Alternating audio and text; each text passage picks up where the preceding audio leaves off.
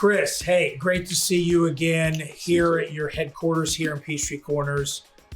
Walked into this building, had been a little while, and hadn't been here since the grand opening. And so, a couple things. One, wow, the expansion. I want to talk about that here in a second. But walking back in here, we've had a lot of interactions, but they tended to be out in communities that you're providing service. But took me back to the first time I met you.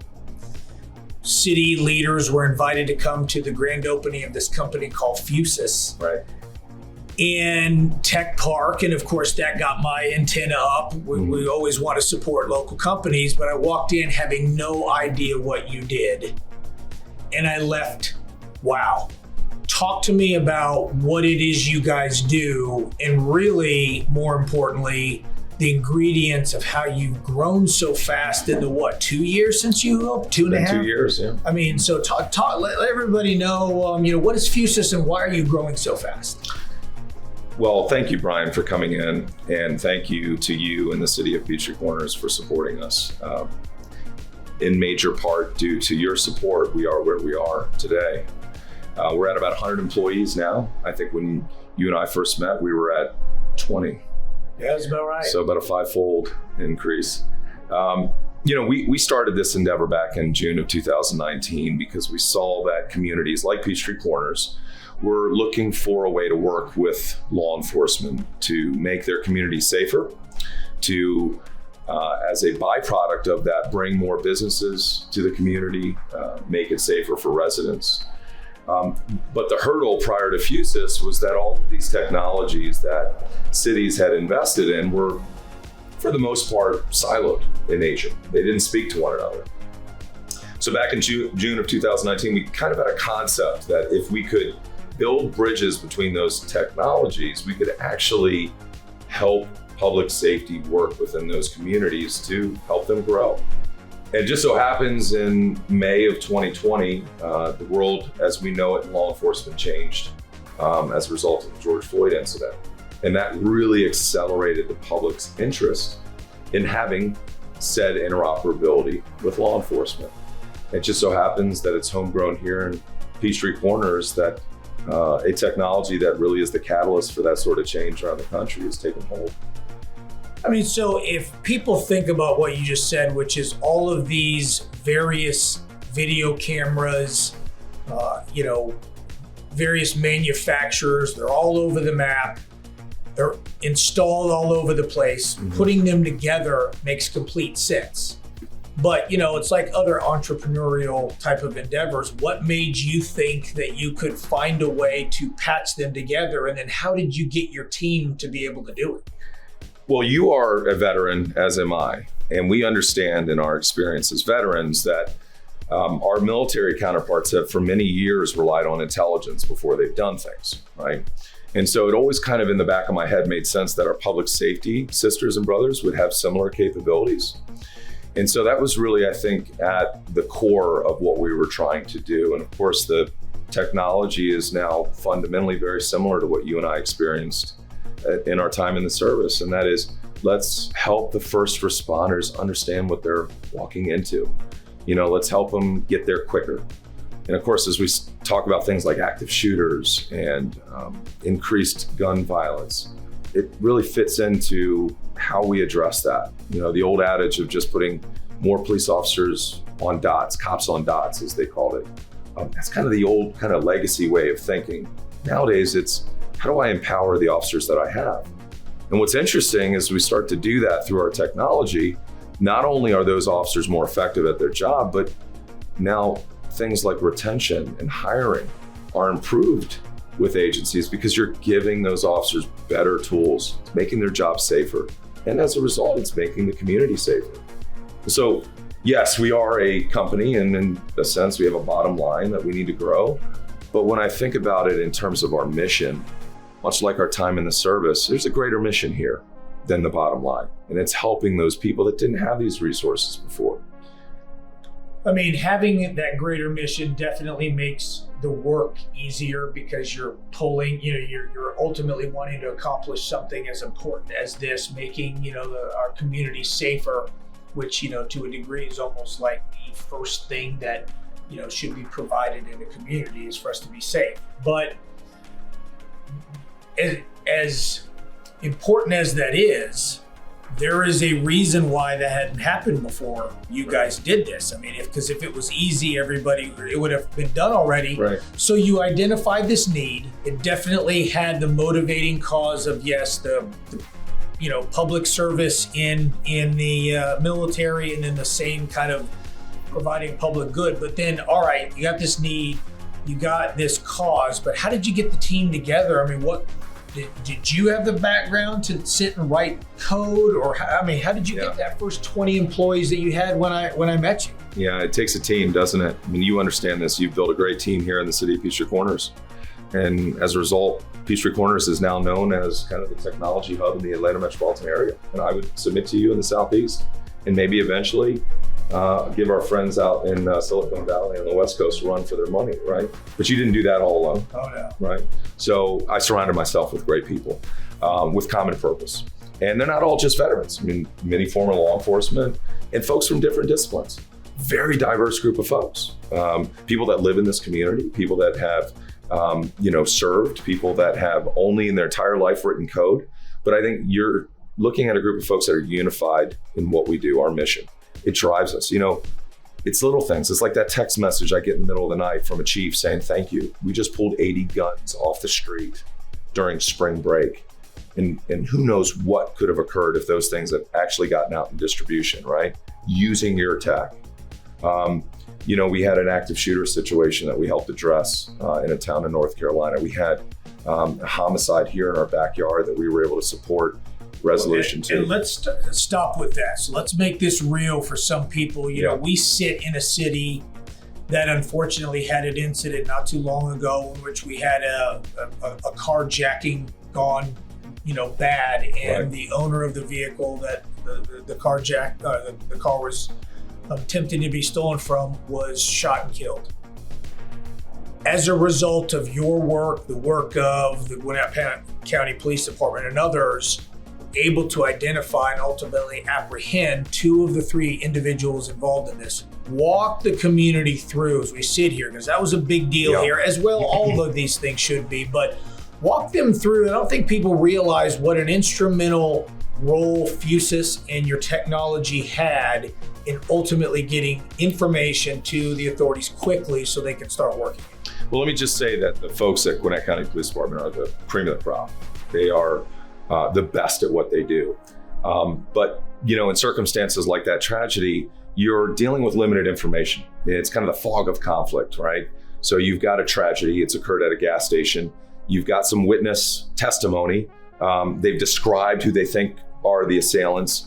And that's really what you have to operate on. And that's where Fusus comes in. We paint the picture utilizing surveillance assets, utilizing license plate readers. We are able to utilize something called artificial intelligence, which is able to really find, based on that witness assessment, the vehicle description, the clothing description of what the assailants were wearing. And you use that as criteria. And you think about, just purely from a math standpoint, the average camera captures at 30 frames per second. There are 3,600 seconds in an hour. 30 times 3,600, you're looking at 1 million frames of video in 1 hour on one camera. Now take that and multiply it times maybe 10,000 cameras in the Atlanta metropolitan area.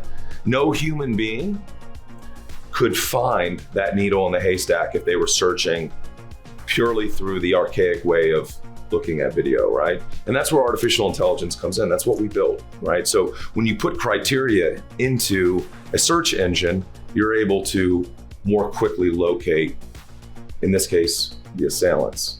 And as a result of that, they were able to eventually issue warrants for their arrest and apprehend the suspects.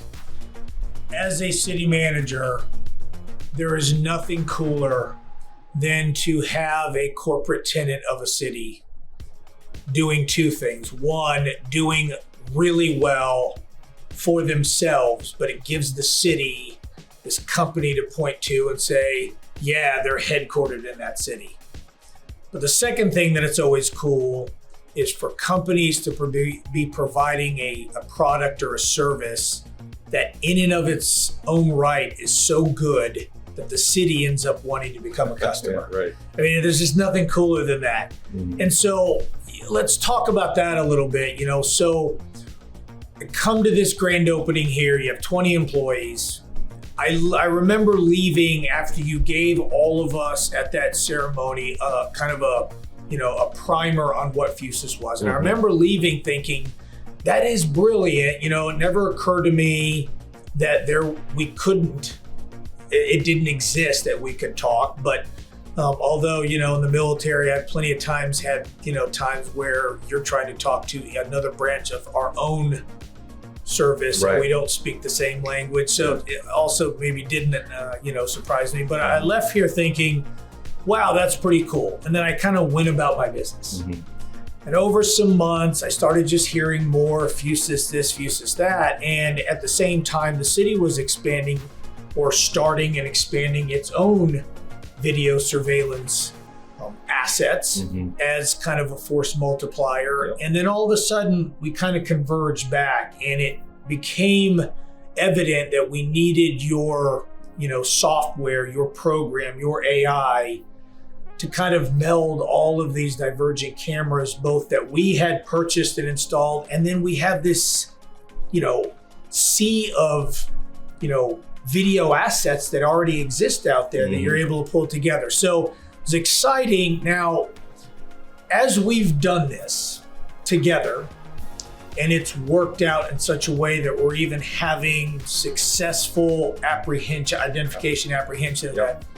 But as things get rolled out, we both know that it's not without its challenges and speed humps.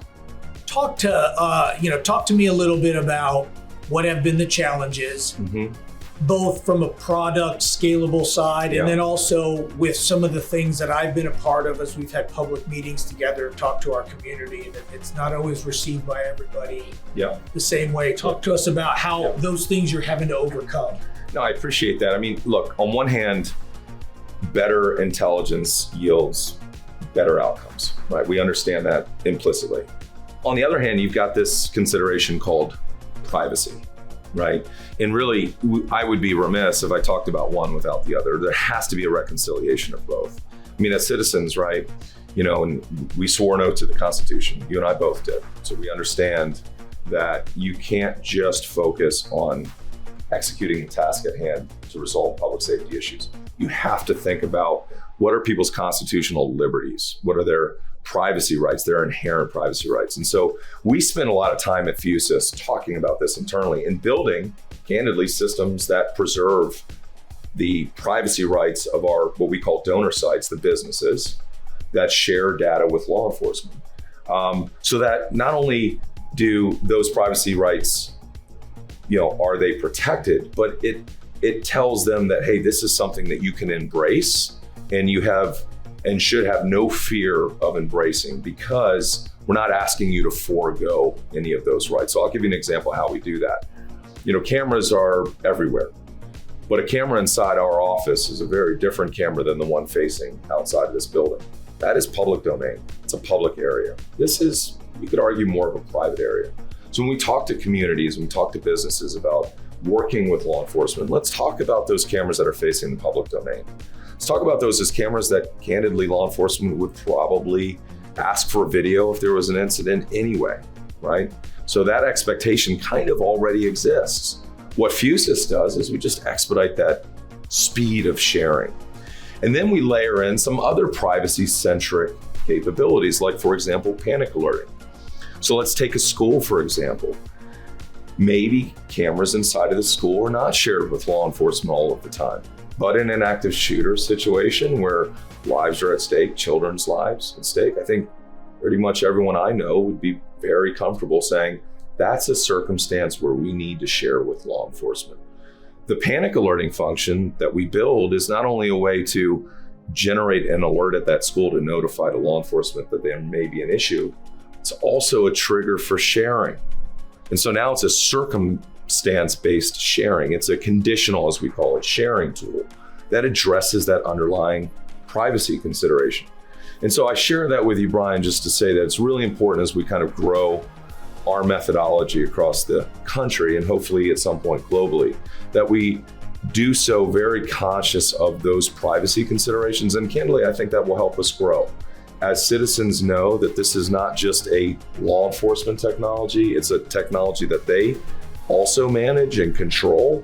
I think that assuages some concerns, puts at mind's ease some concerns related to the privacy considerations. I know as the city flipped it or kind of looked at Fusus from the perspective as a potential customer, when we kind of pivoted to that, I did have to consider that, like you, from a different perspective. But all right, what are our residents going to say about this program? And I appreciated the fact that you have a program, an implementation of this broken down into ways that, into almost levels. Every level foundationally based on the owner of that camera voluntarily giving that camera or enrolling that camera into this program, into your software. It can be as little as registering the camera with your local law enforcement agency. So merely that they know that if there's a crime in the area and they might need video, you've given them your name, your contact information, maybe where or what type of camera you have, but they know immediately they can call and say, hey, Chris, you registered, you had a Ring video door camera in the front of your house. There was a crime out in the street. Can we pull, or can you send us your data? Right. That made the city feel very good about residents. But then there are entities, whether residential, but mostly, businesses who are like, not only are we cool with you knowing we have cameras, we want our cameras to be for law enforcement to be able to real time tie into those. We want you to have it all the time. Yeah. Every single one based on the owner saying, I voluntarily. That's right. And that really made the city feel like this is something that can not only provide that force multiplier component to what we already have, and you don't have to add more boots on the ground to enhance law enforcement capabilities. We have a lot of eyes and in some cases ears, technologically out in the city.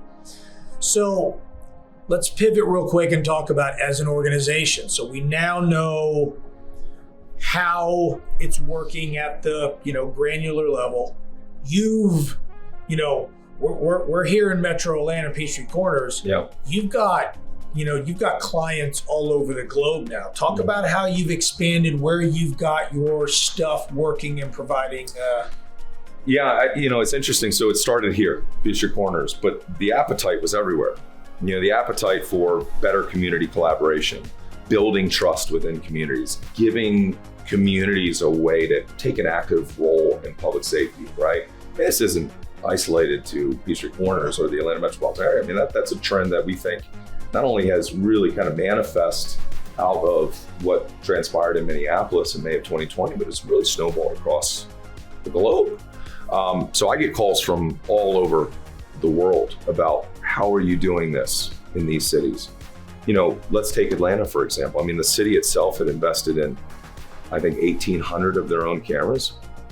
If you think about the cost for each one of those cameras to a major city, it's, could be upwards of $5,000, $10,000. If I was to submit to you that they're at 9,200 integrated cameras in their system, and we did it in 6 months, would you believe me? Before this, no? Yeah. And so I'm proud of that. I mean, I'm proud of the fact that the taxpayer didn't have to flip that bill. Those cameras already existed. You just found a way to put them all together and let the police department use it. So there's a policy benefit, there's a privacy benefit, there's a community collaboration benefit, but let's be honest, there's an economic benefit too. I mean, you're helping solve crime in the absence of just having the city flip the bill for all of the resources necessary to do it. That just makes pure economic sense. So yes, that's something that we think will absolutely continue to grow, not just in the US, across. In fact, I would submit to you, I know firsthand some of the countries that we're talking to right now, that appetite is very strong. Yeah, I was going to say, we see you sometimes less and less around in the community Yeah. because you're traveling. You guys are in multiple states. You've got, other locations in the world that are like, hey, let's talk. So, you kind of crack the nut on this can be done. Right. But as we all know, when some company gets out there and it creates a product that hadn't been created before, others take notice and others start trying to steal market share. Sure. You've certainly got competitors out there. Without getting into those details, tell me why yours still has, what does it have that other ones that are trying to claw and scratch out a part of that market share, what they don't have? What makes Fusus unique against others that are trying to do the same? Well, first off, there are a lot of great companies out there, some even here local to us that build some great technologies. There's a company that builds license plate reader technology, a great company run by very talented folks. And all of these companies build really great hardware and equipment and software. Fusus doesn't look at its platform as mutually exclusive to those platforms. We actually look at it as more of like a symbiotic kind of relationship. And so one of the things that we do is we exercise this concept called open. We believe in open platforms, right? And we think it's really important that even if a company has invested in pieces and parts that may overlap some of the capabilities that we have, collectively, I think if we can aggregate their technology and the other best of breed technologies and gunshot detection, license plate readers, video surveillance, computer aided dispatch, records management, I could go on. There's so much innovation going on in all of those different technology sets. We're not trying to compete with any of those technologies. We simply want to aggregate them. And I think what's really made us competitive is that, we're Switzerland. We're neutral. We just want everything to work together on behalf of our common clients. So even if that camera company or dispatch company has a platform that is in some respects competitive, we look at it like, well, but we have a common customer, and that common objective between both of us should be to enable that first responder to do their job better.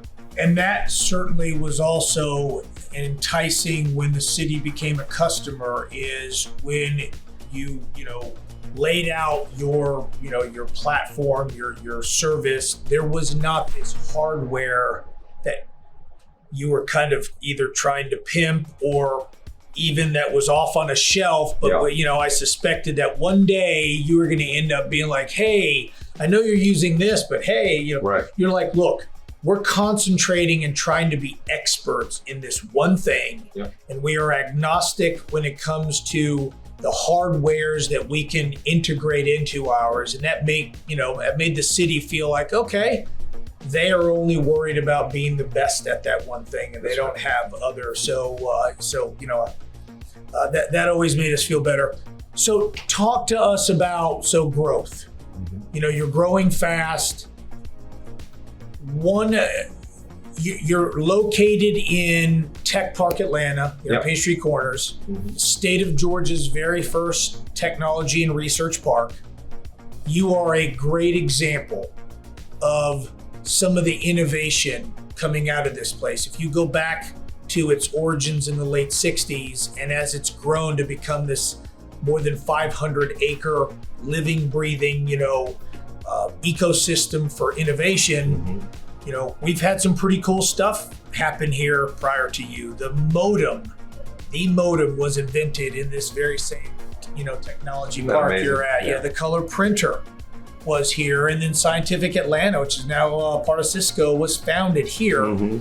And then you got a Fusus. Right. So, we talk in the future back, there may be like, oh, did you know that the Fusus platform was invented in, I would love Tech Park? Yeah, exactly. Yeah. But it is, the city is proud to say that, you are not just a corporate tenant of the city, but you're one of, again, the innovation, not just cutting edge, but bleeding edge innovation coming out of Tech Park Atlanta.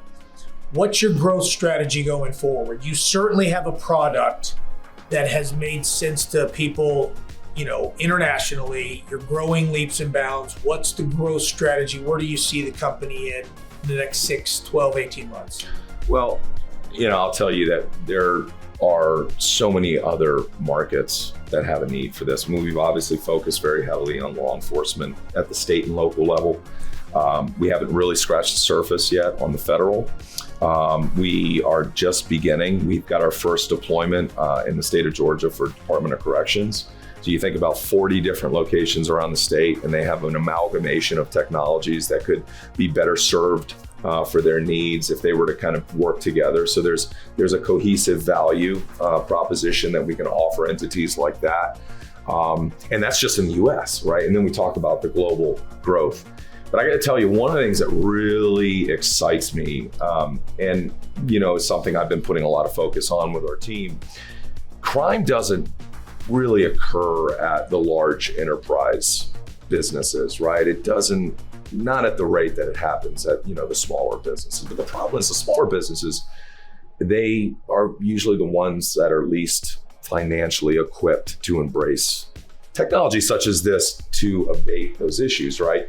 And so that's a conundrum that's really got me interested.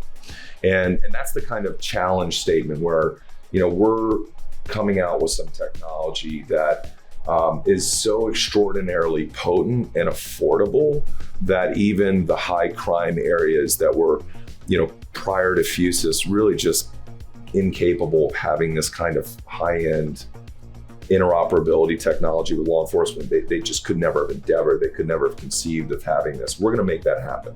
My mission is to not just make this the technology for the wealthy masses, right? The wealthy cities. It's got to be the technology that the areas of greatest concern can afford. And so in much the same manner that we made it an open platform from a technology standpoint, we want it to be an open platform from a socioeconomic standpoint as well. So you're going to see a lot of announcements coming out in the coming months about how we're going to cross that chasm. That's exciting to hear, because you're right that oftentimes the greatest need are in communities that don't have the resources to sometimes implement or install some of this technology for you to patch together. All right, so if you were a police chief, a city manager, a mayor, a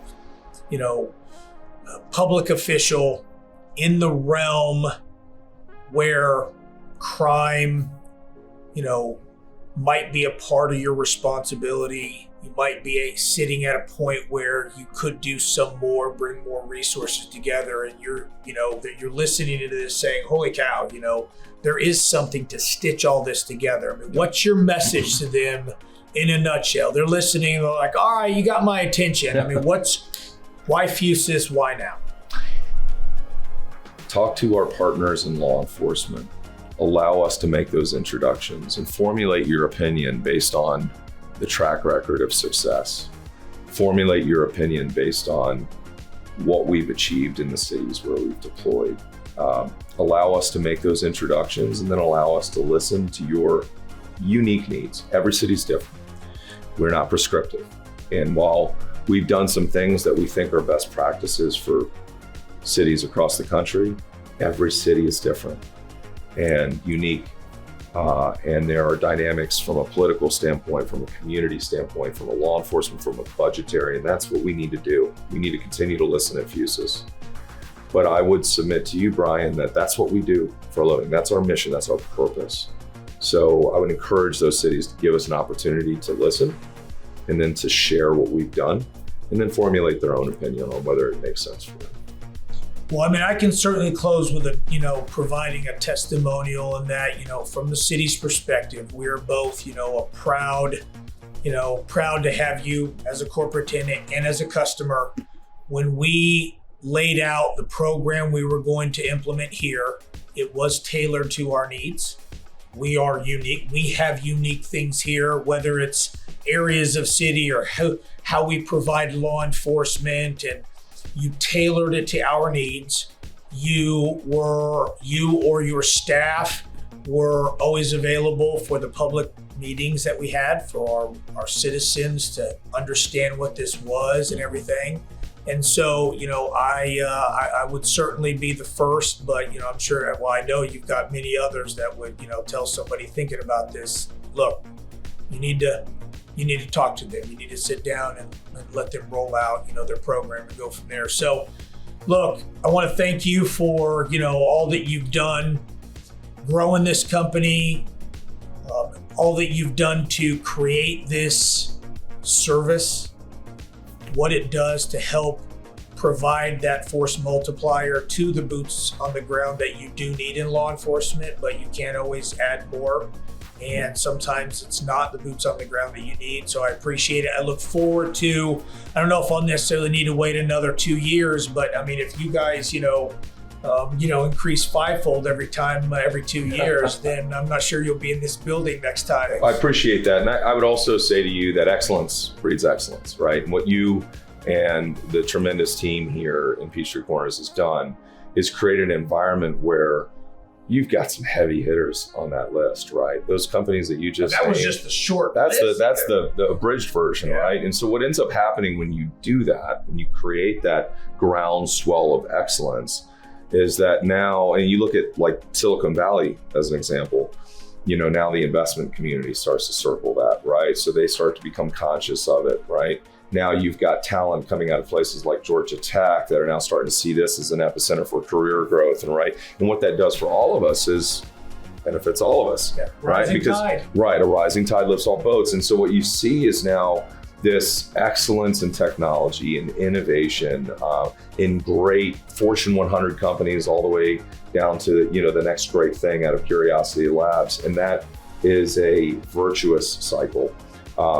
And that's why we're staying here in Peachtree Corners. This is the place to be. It's where the talent is coming. It's where the talent is. And we're proud to be affiliated with your city. All right, Chris, look, I've really enjoyed catching back up with you.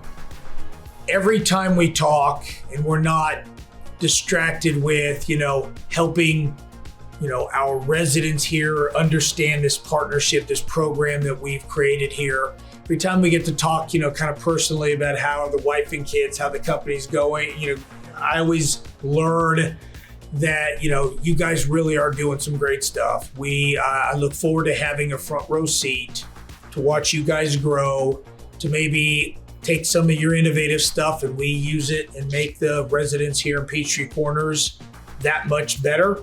And look forward to doing this again very soon. Likewise, Brian. Thanks for your support.